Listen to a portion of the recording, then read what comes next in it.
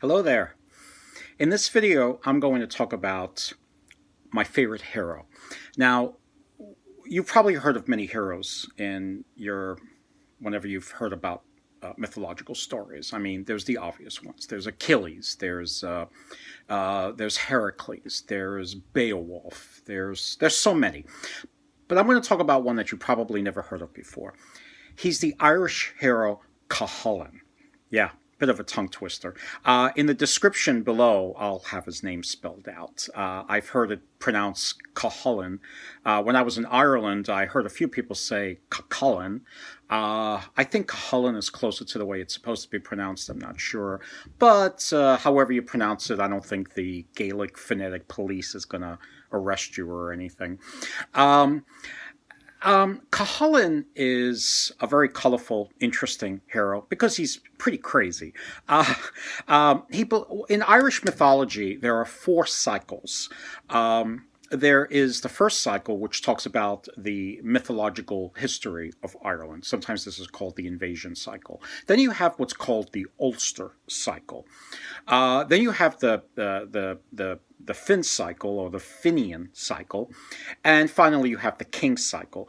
The stories of Cuchulainn belong to the second cycle, known as the Ulster cycle.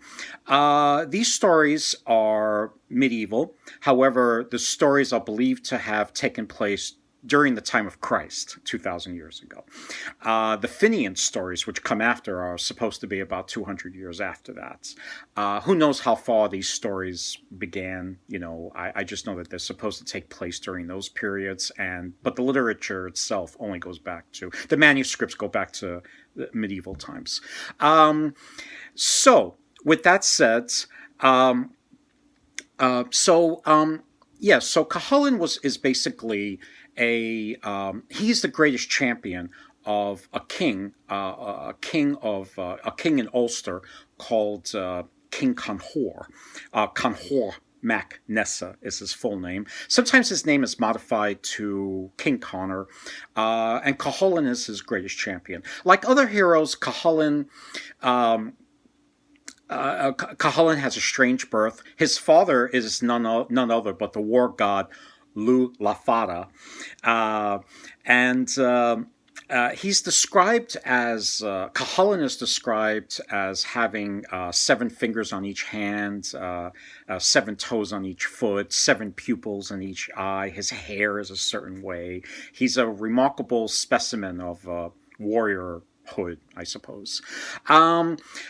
Perhaps his biggest exploit is and I've mentioned this in my video on books on Celtic mythology. All the stories I'm going to talk about you could refer to those books to get them.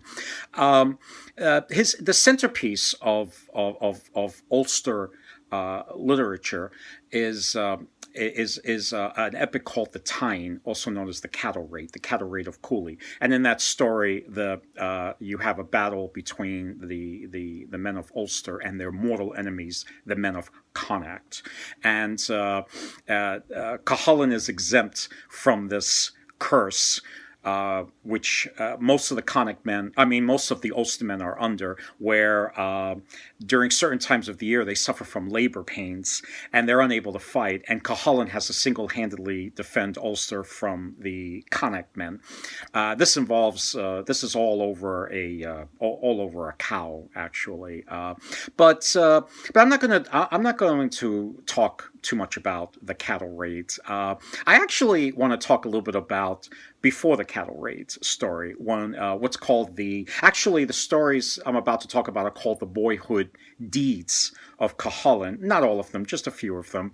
However, the section known as the Boyhood deeds of Cuchulainn is, I believe, housed within the greater epic, the cattle raids. But they talk about stories when he was younger. During the cattle raid of Culann, I believe he's about 17, I think. But during these boyhood stories, he's only about 7 years old, and yet he's doing wild things. There's the story, for example, of how Cuchulainn got his name. Cuchulainn is not his original name. His original name is Setanta. And what happens is that he goes to Ulster. What happened is that in Ulster, the king that's there, the king's name is King Connor, or like I said, King Conhor, and he has a stronghold in a place called Avon Maha, which means the twins of Maha. And when Cuchulainn first goes there, he's hanging out and getting to know the other boys, and King Connor says to him, "Hey, I'm going to have dinner with my smith, who's called Culann, and why don't you join us?" And Cuchulainn says, "Yeah, maybe later." So King Connor goes and has dinner with the smith, Culann, and Cuchulainn his Setanta, which is what he was called then, Setanta never shows up. So Culann says, "Well, if your warrior is not going to come, I'm going to put my dog out and guard the premises." Now, this was a big mastiff. You don't want to go near this dog. And Setanta decides to go to the house of the smith. And lo and behold, he enters the property, and he's attacked by this dog. And what does Setanta do? He has a ball with him because he was playing hurley, and he throws the ball into the dog's throat. And while the dog is choking, Setanta takes the dog's head and basically smashes it against a rock and kills the dog instantly. And King Connor rushes out of the house and is happy that Setanta is okay, but Culann, the smith, is not very happy. "You killed my dog. I love this dog. Who's going to protect me now? This dog was great. I'm never going to find a replacement." And Setanta says, "Well, don't worry. I'm going to train a dog, and he's going to be a great protector. And while I'm training this dog, I will protect your house and your property from intruders." And that's how Cuchulainn got his name. Culann is the smith, and Cu is dog, so Cuchulainn. And his name literally means the Hound of Culann. So that's how Cuchulainn got his name. And he was forever after called Cuchulainn. The next boyhood deed he did, and there are others too, but I'm just going to tell you one more because it's really funny. After Cuchulainn is armored for the first time, and he has his weapons and he has his chariot, no chariot, no armor, and no weapons would do him good. He broke them all because they were all too weak. He wasn't content until he had the king's chariot and armor and weapons. He goes on his first exploit. Now, there were these brothers that were mortal enemies of the Ulstermen,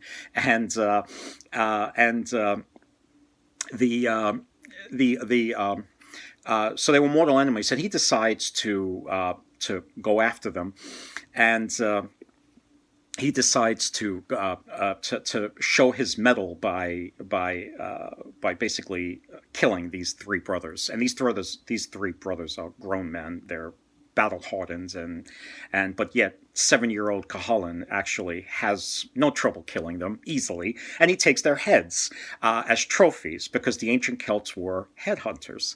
And as he's riding back, he wants to show off. He's got the heads attached to the chariot, and he does further exploits to show how powerful he is. For example, he's able to knock down birds from the sky using rocks, just enough to stun them, not to kill them. He manages to wrestle stags and tie them to the chariot because it's very hard to bring stags back alive. And so here he is. He's riding on his chariot back to the fort of Avon Maha, where King Connor is, and he's riding back with his chariot with the head strapped to the chariot. He's got birds tied up to the chariot that are flying all over the place, but they can't get away, and he's got stags attached to the chariot. Now, as he's coming to the fort, people there are terrified because what happens is that Cuchulainn has this strange, let's just say he has this the strange thing about him. What happens is that when he reaches the height of his battle fury, he is unstoppable. He can't seem to decide who's his friend, who's his foe. He's almost like a berserker, only he transforms. He does transform physically. They say that blood spurts from his head. His mouth widens to meet his ears. His one eye shrinks to the size of a needle. The other eye expands so that it falls on his chin. His body revolves within his skin. His feet turn backwards. His calves turn forward. And he transforms into a friggin' monster. And so here he is writing in this one translator has this transformation as called the warp spasm, which I kind of like. So Cuchulainn is in this warp spasm, this battle fury, and Conor and his men are terrified because nothing's going to stop this guy. He's going to wind up slaughtering all of us. So what they do is King Conor has an idea. Instead of putting warriors to guard, because no warrior can stop Cuchulainn, he winds up throwing in front of the chariot naked women. He throws out women and he says, "Bare your breasts." Now you got to remember, Cuchulainn, even though he's this at 7 years old, he's this fierce warrior. He's still only 7 years old, so he's girl shy. So he's like, "Oh no, naked women!" And when he's prone in the state, they lift him up and they throw him in a vat of water, and immediately the vat blows up because he's got such heat about him. It blows open the vat, and all the water spills out. Then they pick him up and they throw him in another vat of water, and this boils all the water away, but the vat stays. And finally, they throw him in a third vat of water, and this just warms up the water, and he calms down, and he looks human again, and he's no longer dangerous. So this is what this is the type of hero we're dealing with. He's nuts. Okay, I'm going to skip, actually, because I don't want this video to get too long. I want to talk a little bit about the death of Cuchulainn, because after doing all kinds of amazing things, Cuchulainn dies young. He knows he's going to die young. And what happens is that heroes in Celtic mythology, they have what's called taboos. They each have taboos that they're not supposed to break. And it's just sort of a hero thing. I don't know why. And Cuchulainn has a bunch of taboos. And his enemies can't seem to stop him. But what they do is they find a way to play one taboo against the next. And this weakens him.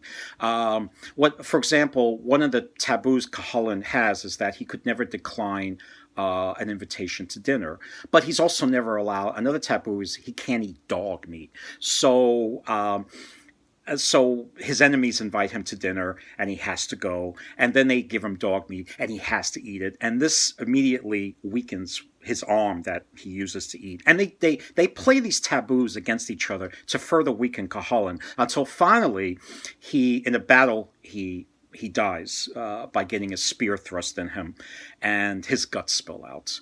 But Cuchulainn refuses to die lying down. He actually insists on being strapped to a pillar, and he wants to die upright. The strap holds him up, and he there he is on the pillar, dying upright, and he's got the hero glow about his head, and his arm is upraised with a sword, and the people don't approach him until the hero glow completely dies away, and the Morrigan, which is usually pictured as a crow, and she's the goddess of war, she lands on his shoulder, and only then they approach him to decapitate him. But even when they decapitate him, his hand that was holding the sword comes down and cuts off the hand of the guy that decapitates him, because even in death, Cuchulainn is able to do crap.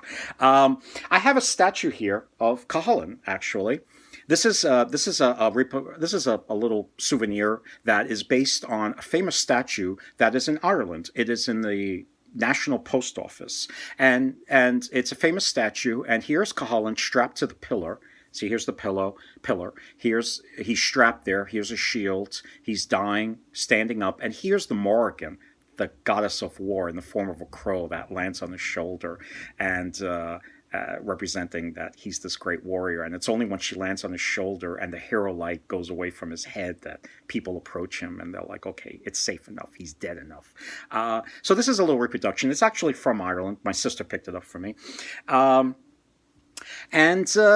Yeah, so that's that. Okay, before I leave you, I want to just mention one more story. It doesn't have to do with Cuchulainn. What happens is that the Ulster cycle of stories, they have a lot of these heroic type of bloody stories. They're a lot of fun. And not all of them involve Cuchulainn. I want to give you one that doesn't involve Cuchulainn, and I'm going to give you a very brief version. There was a guy who had a big boar, and he wanted to cook it. And what happened is that, to make a long story short, what happened is that there were Leinstermen, not Leinstermen, excuse me, Connacht men and Ulstermen that were invited. Now, these are mortal enemies, but I'm not going to go into the details how they wound up there. But what happens is that they both wind up having dinner with this guy who has this magnificent boar, and the Connacht men and the Ulster men are arguing over who gets the hero's portion, because the hero gets the best portion of the boar. He decides what to take, and he leaves the rest for everybody else. And the Connacht men and the Ulster men are each boasting who's the greatest hero. And the Connacht men were getting the better of the Ulster men, and until finally a hero, probably second only to Cuchulainn, a guy by the name of Connell comes in, and everybody's happy that Connell is there. And Connell says to Ket, who's the main hero from Connacht, he insists that he's a greater hero, and he insists that not a day goes by where I don't kill a Connacht man. And Ket says, "Okay, you're the greatest hero. I'll let you have the hero's portion. But if my friend Anluin was here, he'd kick your butt, and because he's the greatest hero." And Connell says, "Anluin? I saw Anluin this morning. I have his head right here." And he throws it at Ket, and Ket is really upset. And Connell goes up and he carves the boar, and he takes all the best parts, and he leaves very little for the Connacht men. And this winds up being into it. This becomes a huge fight, but there's much more to the story. I just gave you a real abbreviated version. I just think it's such a funny story to show you how gruesome these stories are. This is, by the way, a little. This is not a real head. This is an apple that I turned into a little shrunken head. This is a dried out apple. I made it when I was a kid, back in the 70s. Yeah. If you want to know more about these stories, the story I just told was the story of Datho's boar, or Datho's pig. But I'm going to write down all the stories down in the description. If you want to know more about these stories, you refer to my video on books on Celtic mythology. But there's one book I didn't mention there, which I'm going to mention here. If you want a neat little book just on Cuchulainn, this is a great little story. It's part of a series called Heroes and Warriors, and this is simply called Cuchulainn, Hound of Ulster, because even though he's the Hound of Culann, he's also called the Hound of Ulster because he's the protector of Ulster, the Ulstermen. And here he is, and you can tell he's very young, and he's got tattoos all over him. And this is a book by Bob Srewart, and it's a thin little book. I know it looks like it's for kids, but actually it's very good. It has great illustrations, and it's chock full of information. It has quotations from